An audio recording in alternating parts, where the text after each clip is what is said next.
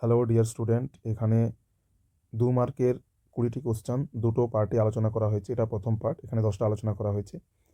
অত্যন্ত গুরুত্বপূর্ণ, অবশ্যই ভিডিওটি শেষ পর্যন্ত তোমরা দেখো। প্রত্যেকটি কোশ্চান তোমরা নোট করে রাখো। অবশ্যই এই কোশ্চানগুলোর মধ্যে থেকে এবারে 2026 মাধ্যমিকে আসতে চলেছে। তো আমরা ভিডিওটা শুরু করছি। প্রথম প্রশ্নটা হলো এখানে মোনাডনক কী? মোনাডনক হচ্ছে আমাদের স্বাভাবিক ক্ষয়চক্রের যে একদম বার্ধক্য পর্যায়ে যখন নদী আসে, তখন নদী যে বিভাজিত হয়, এই যে নদী বিভাজিত হওয়ার ফলে এই মাঝখানে যে কঠিন শিলা থাকে, সেই কঠিন শিলা অনেক সময় ক্ষয়প্রাপ্ত হয় না, এগুলো উঁচু ডিপির মতো অবস্থান করে, তাকেই আমরা কি বলবো? মোনাডনক। যার সঙ্গে আমরা এখানে দেওয়া আছে উদাহরণ কোথায়? ছোটনাগপুর মালভূমি, আরাবল্লী পর্বত, এই প্রকার ভূমিরূপ দেখতে পাওয়া যায়। আর এখানে বৈশিষ্ট্যগুলো দেওয়া আছে, তোমরা অবশ্যই এটা স্ক্রিনশট দিয়ে রাখবে বা নিজেরা পড়ে নেবে একবার, তাহলেই হয়ে যাবে। এর পরের প্রশ্ন হচ্ছে বহির্বিধৌত সমভূমি। বহির্বিধৌত সমভূমি আসলে কি? এই পর্বতের পাদদেশে বা এই হিমবাহ যেখানে শেষ হচ্ছে, সেখানে গলিত যে নুড়ি, কাঁকর, বালি, পলি হিমবাহের সাথে যখন মিশ্রিত হয়ে আসে, তারা যে সঞ্চিত হয়ে যে একটা সমভূমি গঠন করে, যে পুরো সমভূমিটা গঠন করছে, ঠিক আছে, এই সমভূমি গঠন করে, এটাকে আমরা কি বলবো? এই সমভূমিটাকে আমরা কি বলবো? না, বহির্বিধৌত সমভূমি। একই বহির্বিধৌত সমভূমিতে সাধারণত কেটল হ্রদ তৈরি হয়। কেটল হ্রদ কেন? এটা বহির্বিধৌত সমভূমি। এখানে কোনো একটা বরফের চাই এসে জমা হয়ে এমনকি সেটা নিচে চাপা পড়ে গেছে, যখন গ্রীষ্মকাল আসবে সেই চাপা হওয়া বরফের স্তূপ গলে গিয়ে সেখানে হ্রদের সৃষ্টি হয়, ছোটো বড় গর্তের সৃষ্টি হয়, তখন সেটাকে আমরা কেটল হ্রদ বলছি। ঠিক আছে? তো তার বৈশিষ্ট্য দেওয়া আছে, উদাহরণ দেওয়া আছে, এইভাবে তোমাদের 2 নম্বরের কোশ্চেন লিখতে হবে। লিখতে পারলে অবশ্যই ভালো, ঠিক আছে? নাহলে অবশ্যই সংজ্ঞা এবং উদাহরণ অবশ্যই দিবে। 3 নম্বর প্রশ্ন হচ্ছে মরুদ্যান। ঠিক আছে? মরুদ্যান আসলে কি? মরুদ্যান হচ্ছে যখন ধরো চারদিকে, এই যে যেমন এটা মরুভূমি, তো এই যে মরুভূমি চারপাশে, মরুভূমি প্রচণ্ড ঝড়ো বাতাসের কারণে যেখানে আলগা স্তর থাকে বালির, সেই বালির স্তর সরে গিয়ে ভৌমজল স্তর পর্যন্ত সেটা ক্ষয়কার্য করে। মানে যেমন ক্ষয়কার্য করেছে ভৌমজলের স্তর পর্যন্ত, তার চারপাশে যখন গাছপালা জঙ্গল সৃষ্টি হয়, তখন সেটাকে আমরা বলি মরুদ্যান। ঠিক আছে? মরুর মধ্যে উদ্যান, সেটাকে আমরা মরুদ্যান বলছি। যেটা হচ্ছে সৌদি আরবে দেখতে পাওয়া যায়। ঠিক আছে? এর বৈশিষ্ট্য আছে, মূল ভিত্তি হলো জল, ঠিক আছে, গাছপালা দেখতে পাওয়া যায়, এটাই হচ্ছে আমরা মরুদ্যান বলে থাকি। এর পরের কোশ্চেন, 4 নম্বর প্রশ্ন আলোচনা করছি। পল্লল ব্যঞ্জনী আসলে কি? পল্লল ব্যঞ্জনী হচ্ছে সাধারণত আমাদের একটা আছে, যেটা হচ্ছে 2⁶, মানে ষষ্ঠ ঘাতের সূত্র আমরা যেটাকে বলেছি, যে নদীর বহন ক্ষমতা বা নদীর গতিবেগ যদি দ্বিগুণ বৃদ্ধি পায়, তাহলে তার বহন ক্ষমতা 64 গুণ বৃদ্ধি পাবে, মানে 2⁶, এটাকে আমরা ষষ্ঠ ঘাতের সূত্র বলছি। কিন্তু এই পার্বত্য প্রবাহ থেকে যখন নদী সমভূমিতে মালভূমিতে পড়ছে, মধ্য প্রবাহে পড়ছে, তখন তার গতিবেগের সাথে সাথে যখন গতিবেগ কমে যাচ্ছে, তাহলে তার বহন ক্ষমতাও কমবে। তখন তার সাথে বয়ে আনা যে নুড়ি, কাঁকর, বালি, পলি, সেগুলো কি হচ্ছে? না, পর্বত গাত্রে এসে সঞ্চিত করছে কিসের? হাত পাখার নাই। এটাকেই বলা হচ্ছে কি? না, আমাদের পল্লল ব্যঞ্জনী। আর এটা ত্রিকোণাকার হলে হবে কি? পল্লল শঙ্কু। ঠিক আছে? এটার বৈশিষ্ট্য দেওয়া আছে। পরের প্রশ্ন আলোচনা করছি যে চরম আর্দ্রতা কাকে বলে? কোনো নির্দিষ্ট আয়তনের বায়ুতে উপস্থিত জলীয় বাষ্পের প্রকৃত পরিমাণকে চরম আর্দ্রতা বলে। ঠিক আছে? মানে একটা যে নির্দিষ্ট পরিমাণ জায়গা, যেখানে সেখানে কতটা পরিমাণ জলীয় বাষ্প পূর্ণ আছে, সেইটাকেই বলা হচ্ছে কি? না, আমাদের চরম আর্দ্রতা। মানে ওই একটা নির্দিষ্ট পরিমাণ বায়ুতে কত পরিমাণ জলীয় বাষ্প আছে, সেটাই হচ্ছে কি? চরম আর্দ্রতা। আবার আপেক্ষিক আর্দ্রতা কি জিনিস?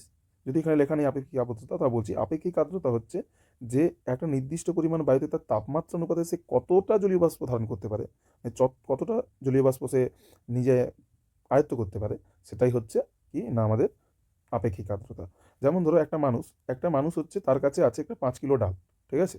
5 কিলো ডাল আছে, কিন্তু সে বইতে পারে, হচ্ছে সে বইতে পারে কিন্তু একটা 25 কিলোর বস্তা, 25 কেজির বস্তা। এই যে 5 কিলোটা আছে, এটাই হচ্ছে চরম আর্দ্রতা, তার কাছে যেটা আছে, আর সে বইতে পারে যেটা, ঠিক আছে, সেটা হচ্ছে কি?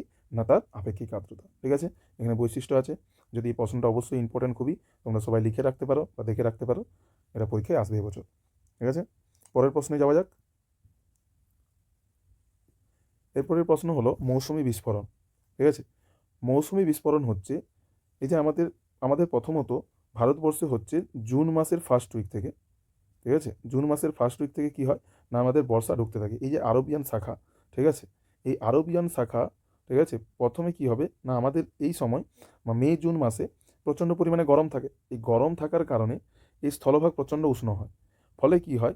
এখানে নিম্নচাপ বিরাজ করে। এই নিম্নচাপের ফলে এখান থেকে কি মৌসুমি বায়ু স্রোত এসে কি করে? না, আমাদের দক্ষিণ পশ্চিম, ঠিক আছে, এটা হচ্ছে পশ্চিম দিক, ঠিক আছে। আর এটা হচ্ছে দক্ষিণ দিকে দক্ষিণ পশ্চিম আরব সাগরীয় শাখা গিয়ে কোথায় না এখানে ধাক্কা মারে। ফলে কি হয় না এই অঞ্চলে প্রচুর পরিমাণে কি হয় না বৃষ্টিপাত ঘটায়।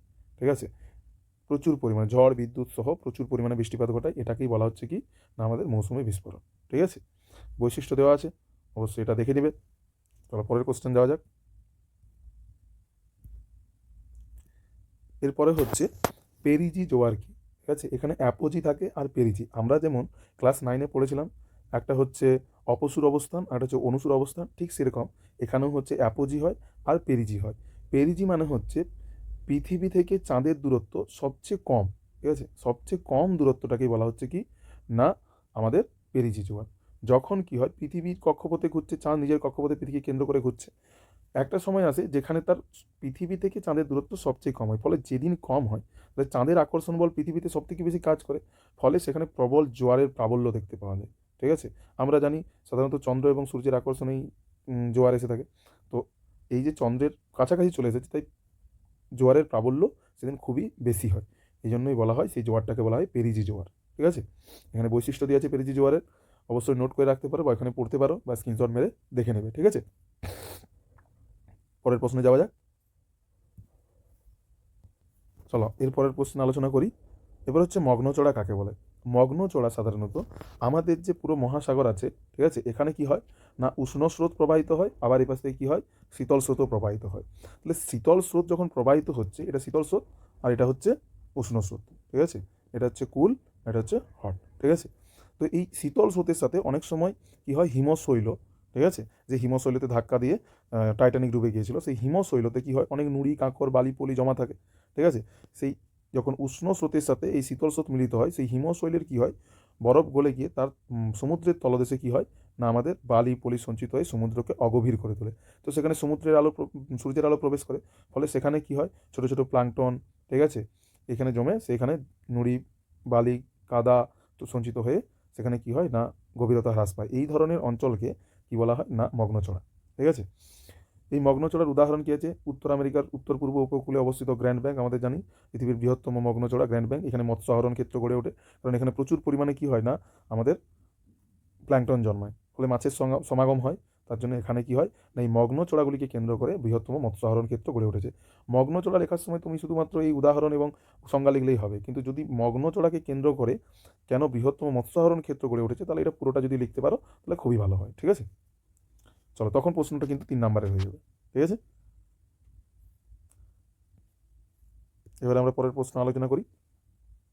বজ্র ব্যবস্থাপনায় ভরাটকরণ বলতে কী বোঝায়। ভরাটকরণ মানে কি আগে সব থেকে জানা দরকার, কারণ ভরাটকরণ আমাদের আশেপাশে অনেক জায়গায় আমরা দেখতে পাই যে অনেক সময় পাতা বা খড় বা এই জাতীয় কিছু কঠিন বজ্র কাঁচ ভাঙা এইসব যদি অনেক সময় আমাদের ঘরে হয়ে যায় না, তো সেগুলো আমরা কী করি গর্ত করে, যাতে না কারো পায়ে হাতে কাটা না হয়ে যায়, সেই জন্য আমরা কী করি না গর্ত করে সেখানে বন্ধ করে দিই। কিন্তু এখানে ব্যাপারটা একটু অন্যরকম, যে বলছে বজ্র ব্যবস্থাপনায় ভরাটকরণ বা ল্যান্ড ফিলিং হলো একটি পদ্ধতি যেখানে বজ্র পদার্থ যেমন কঠিন আবর্জনা সংগ্রহ করে একটি নির্দিষ্ট স্থানে খনন করা গর্তে বা নিম্নভূমিতে জমা করায়, তারপর মাটি এবং অন্যান্য উপাদান দিয়ে ঢেকে দেওয়া হয় এবং পরিবেশ দূষণ রোধ করে বজ্রকে নিরাপদে নিষ্পত্তি করতে সাহায্য করে, তাকে ভরাটকরণ বলে। ঠিক আছে, আবার এই ক্ষেত্রে কি হয় না জৈব বিশ্লেষ্য যে পদার্থগুলো পাওয়া যায় সেগুলোকে কি হয় না জমা করে দীর্ঘদিন জমা করে করে সেখানে সার তৈরি হয়। ঠিক আছে, এর উদ্দেশ্য আছে, ঠিক আছে, বজ্র হ্রাস করা পরিবেশ দূষণ করা। ঠিক আছে, তারপরে হচ্ছে এটি বজ্র ব্যবস্থাপনার এটি বহল এটা গুরুত্ব আছে আর এবার বৈশিষ্ট্য। ঠিক আছে, বজ্র ব্যবস্থাপনায় ভরাটকরণ যদি পরীক্ষায় প্রশ্ন আসে তাহলে এই সংজ্ঞাটা লিখবে আর উদ্দেশ্যটা অবশ্যই লিখবে আর গুরুত্ব, বৈশিষ্ট্য না লিখলেও চলবে সেক্ষেত্রে, যদি 3 নম্বরের বড় কোশ্চেন আসে তাহলে সেক্ষেত্রে এটা পুরোটা লিখতে হবে। ঠিক আছে, এরপরের কোশ্চেনে যাওয়া যাক। আচ্ছা, আমরা পরের কোশ্চেন আলোচনা করি ইউট্রিফিকেশন। এই ইউট্রিফিকেশন সাধারণত কোথায় দেখতে পাওয়া যায় জলাশয়ে।